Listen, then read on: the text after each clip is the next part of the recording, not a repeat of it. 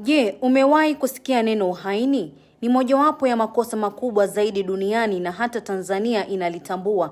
Lakini uhaini ni nini hasa? Uhaini au kwa lugha ya Kiingereza treason ni kitendo cha kumsaliti au kuipindua serikali halali ya nchi.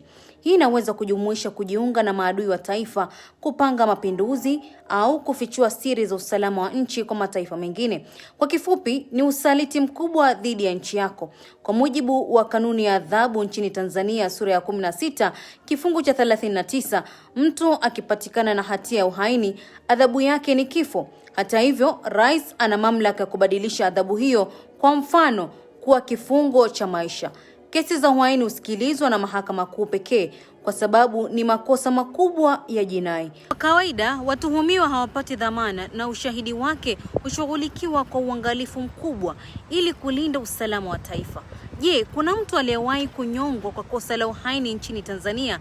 Kwa rekodi zilizopo, hakuna mtu aliyewahi kunyongwa kwa kosa hilo tangu Tanzania jipatie uhuru.